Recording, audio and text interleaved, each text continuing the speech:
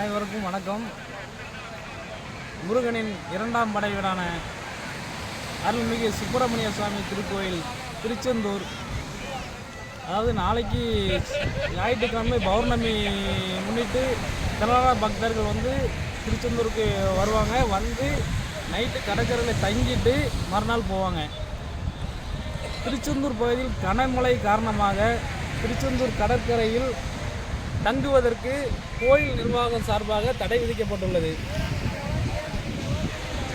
தயவு செய்து வெளியூர்லேருந்து வரும் பக்தர்கள், அதாவது யாரோட நம்பிக்கை நாங்கள் குறைச்சி மதிப்பிடலை, முருகர் உங்களுக்கு நிறைய பலன் தருவார்.